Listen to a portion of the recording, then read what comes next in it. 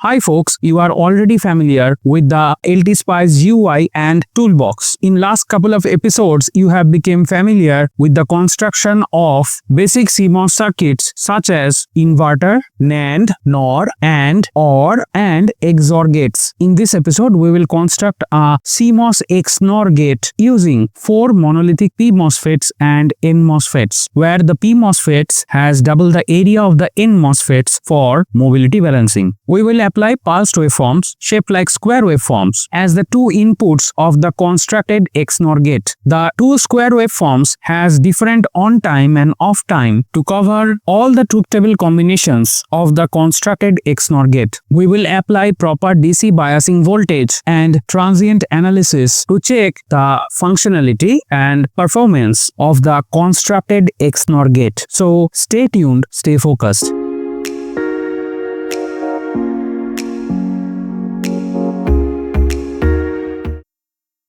Hey guys, welcome back. In this episode, we are constructing a CMOS XNOR gate, and here we will be using 4 monolithic MOSFETs. 2 of them are PMOS, 2 of them are NMOS. PMOSs have double the area as compared to the NMOS to balance the mobility. We are using 2 pulsed waveforms shaped like square waveforms to create the input vector as truth table, and we will keep the on time and off time different for the 2 pulsed waveforms so that all the truth table combinations get covered. So without any further delay, let's begin. Let me double click the LTSpice icon and open it. Here the LTSpice has opened, and now I will click the new file icon to create a new dashboard for the schematic capture. So first I'll go to File, Save As. I'll save this circuit as PMOS XNOR gate. I'll click Save. Here you can see the name of the file is getting displayed at the top left corner. Now I will be constructing the circuit. First I will place the PMOS and NMOS. For that I'll go to the components, and here I will select the PMOS 4, and this is a monolithic MOSFET model as we have used in all previous episodes. I'll click Place to place the 2 PMOS. I'll right click to vanish it. Now I will zoom out so that I can place other things here in the dashboard. So I'll again go to components. I'll select the NMOS 4, and this is a monolithic MOSFET. I'll select Place, and then I'll place the 2 NMOS. I'll right click to vanish it. Now I'll click Save. We have placeholders of 2 PMOSFETs and 2 NMOSFETs. I'll go here. I'll click the components. I have to add the VDD, which is a DC biasing voltage. I'll click Place, and I'll put that here. I'll right click to vanish it. I'll click the varying lines, and I'll start varying. Go up, move up to this point, click here, come downwards, bend left and connect with the substrate. Similarly, I will tie this particular substrate high with the VDD line. Now I will draw the ground line. For that I'll click here, come downwards, move to the rightmost side. Here I will keep some extra space for the load resistance. I'll click here, finish the line, right click to vanish it. I'll click the substrate and tie it down with the ground line. Again here I'll click and tie it down with the ground line. I'll click Save up to what we have done. Next, I will tie this particular drain to the VDD, and now I will start the interconnections. First, I'll click the 2 drains here, and with that, I'll connect this particular source, and I'll connect this source and drain. Now, I will connect this particular source with the gate, and here I'll click, and this will be used as one input. Is input A. I'll come downwards up to this point. Click here, right click to vanish it, and this I'll use it as another input, that is input B. I'll click here, come downwards and vanish here, and I'll right click to vanish it. One more interconnection remaining. Let me connect this particular source with this particular gate, and from this point I will tie with this particular line which is going as input, and from this line I'll come left, go upwards and tie with this line. I'll right click to vanish it. I'll click Save. Next I'll go to components and have the voltage here. Click Place. I'll click here to place the 2 voltage placeholders. I'll right click to vanish it. I'll finish up the wiring by connecting these to the ground line. I'll click here, go downwards, connect with the ground line, right click to vanish it. I'll click save here. I will place the ground here and connect the ground with the ground line. Right click here, go right hand side. Now I will have the resistor here. Let me click it and pick it, place it here, and right click. Now I'll click here, go upwards, connect it, click here, go upwards, bend left and connect it, and right click and vanish it. So I have connected the load resistance here. So all the placeholders have been connected. Let me zoom to fit, and I think all the wirings are done here in this circuit for the PMOS. There is 2 PMOS and the 2 NMOS and the voltage source. And the ground line is also connected. Now I'll click save and I will give the values to these placeholders. First I'll right click here and I'll give the value 20 micro as length and 200 micro as width. Same for the other PMOS, 20 micro, 200 micro. I'll click OK.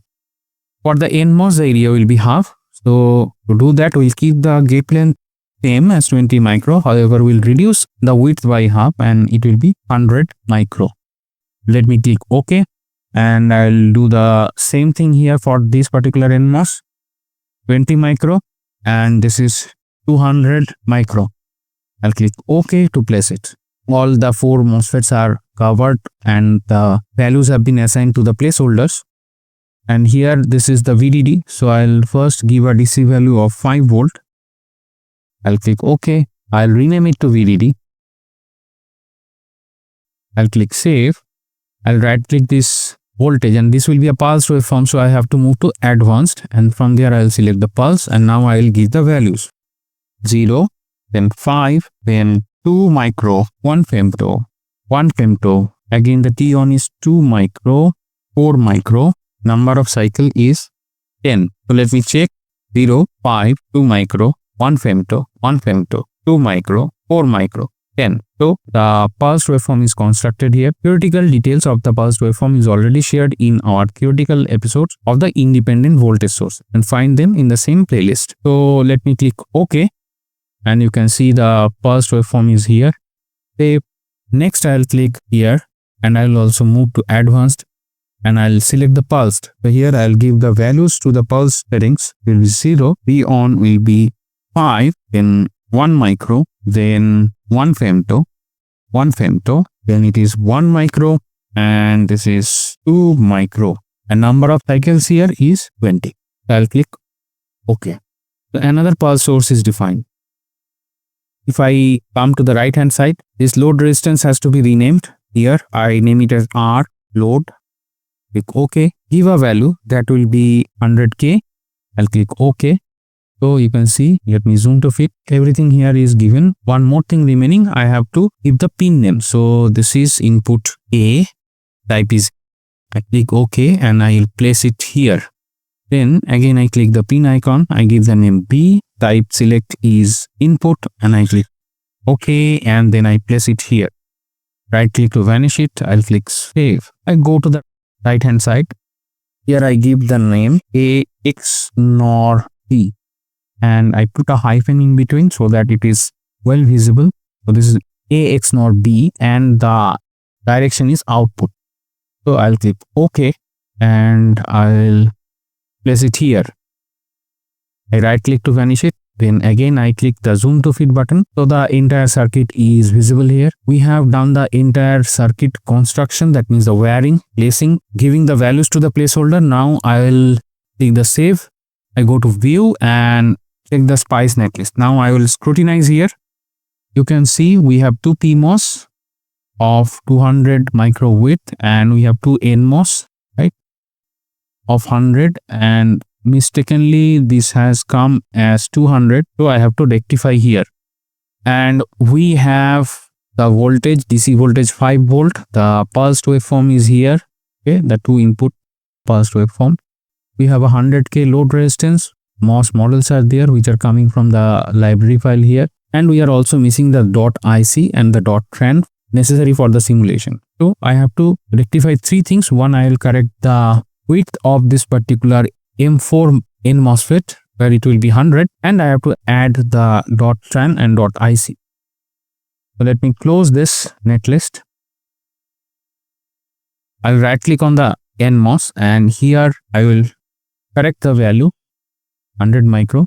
I'll click OK, and I will have to add the .tran .ic. First I will add .ic, and I'll place it here. Then again I click on the spice directive command. Then I write tran. I place it here, and then I right click on it. The window comes here. I'll have to give the values. This will be 10 micro, that is the stop time. The start time and the data saving time will be 0, and the time step will be 1 nano. You can see the .tran command is getting constructed here, and this will be used. I'll click OK here. Everything is done here. So let me click to zoom to fit again, and I'll go for the simulation. Because everything else is done here, we have scrutinized each and everything, and purpose we check the spice netlist is that any mistake that has been done, because we are drawing in schematic, that can be scrutinized through the spice netlist. So this is a mandatory check for all the engineers to do. Even doing the construction of this circuit, right, I have done a mistake. I rectified the mistake after I found the mistake in the spice netlist. Looking into the spice netlist, you can quickly find out the errors, that is manual mistakes that has been introduced because of typo. And now I'll click the run button to run the simulation. So here at the left hand side, you can see the window has come, and right hand side, here is the circuit. So I'll take my probe to the pin A, and I'll click here. You can see the waveform has came. I'll click here, hit the B from the keyboard so that another pin comes here. I'll go to the right hand side. I'll take my probe and click on the B. So another waveform has came, which is for the input B. And now again I will hit B from the keyboard. So the third one comes here, and I'll again go to the right hand side. I'll click here in the output pin, and from here I will turn on my marker pen so that I can scrutinize the truth table. For XNOR, only the 0 0 and 1 1 combination gives 1, otherwise 0 1 or 1 0 gives 0. So let's verify it. So here for 0 0 the output is 1, for 0 and 1 the output is 0, for 1 and 0 the output is 0, and for 1 and 1 the output is 1. So we have verified the 4 combinations of the 2 input XNOR gate, and the results which are viewable from the waveforms is conforming to the truth table of the XNOR gate, and hence we have done a successful construction. Up to this particular line, the truth table has been done, and if we go more rightwards, it will keep on repeating. That means all the combination of the truth table will keep on repeating. One more thing I would like to clarify.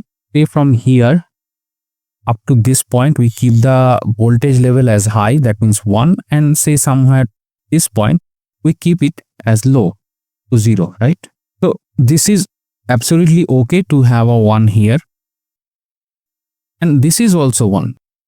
This is the reason generally we define a band of voltages for logic level 1 and a band of lower voltages for the logic level 0, so that we cover all the cases. And you can see this when we have constructed the analog circuit, and through analog waveform we are verifying its digital output. From here you can see that the voltage level could lie within a band. Okay, so here I'll clean all the markings, and here I can say that we have successfully constructed a PMOS XNOR gate, and with the input test vectors we have verified its truth table with the help of the waveform. Hence we are done.